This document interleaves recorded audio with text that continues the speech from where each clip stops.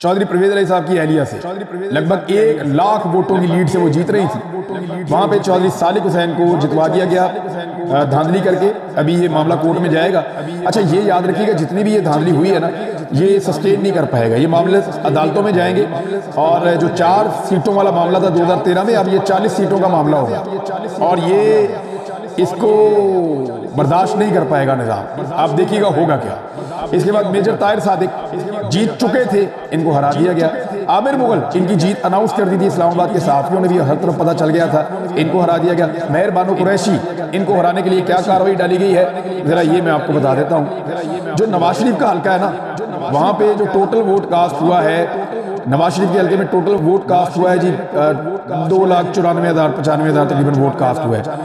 मेहर बानो कुरैशी के हल्के में जो टोटल वोट कास्ट हुआ है वो तकरीबन 2,54,000, यानी को 50,000 वोट कम, 40,000 वोट कम पड़ा है मेहर बानो कुरैशी के हल्के में। नवाज शरीफ के हल्के में जो वोट मुस्तरद हुए उनकी तादाद देखिए अब 650 है नवाज शरीफ के हल्के में।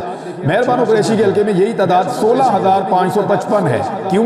क्योंकि 9,000 के मार्जिन से यूसुफ रज़ा गिलानी के साहबजादे को इलेक्शन जितवाया गया है। सैयद अली मूसा गिलानी को 8,000 के मार्जिन से जितवाया गया है।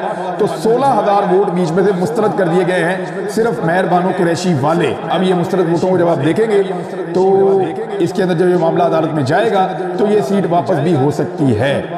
तो ये मेहर बानो कुरैशी को हराया गया। यास्मीन राशिद साहिबा जो बहुत आगे जा रही थी नवाज शरीफ से, उनको हराया गया। और नवाज शरीफ वाले हल्के में क्या हुआ, जो गेम डाली गई नवाज शरीफ साहब के साथ बहुत बड़ा प्रैंक हो गया। वो क्या हुआ मैं आपको भी पढ़ के सुनाता हूँ। नूर आलम खान जो इलेक्शन हार रहे थे रात तक बहुत बुरी तरह, उनको जिताया गया क्योंकि उन्होंने ये कह रखा था कि मैंने मदद की है तो मेरी भी मदद की जाए। फिर अली एजाज भुट्टर, उनकी जगह पे अलीम खान को जिताने की कोशिश की जा रही है, वो अभी तक लड़ रहे हैं। महर शराफत कसूरी ये इलेक्शन जीत चुके थे।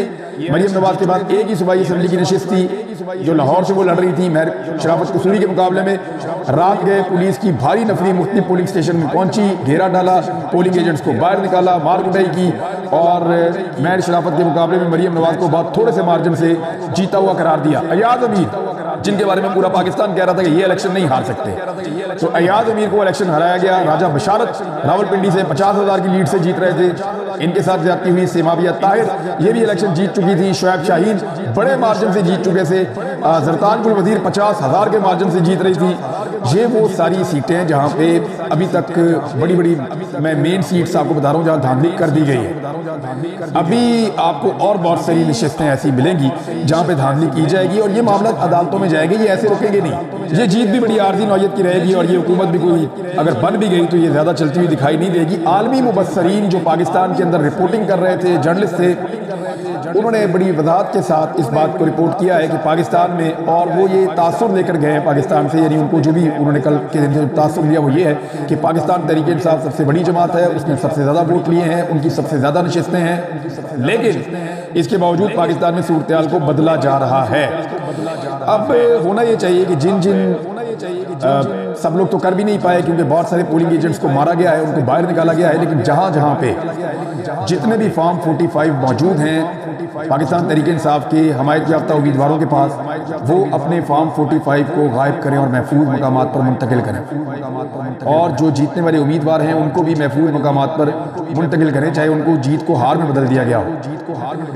उम्मीदवार भी महफूज मकाम पर रहें, अपने फॉर्म 45 भी महफूज मकाम पर रखें, क्योंकि अब आपको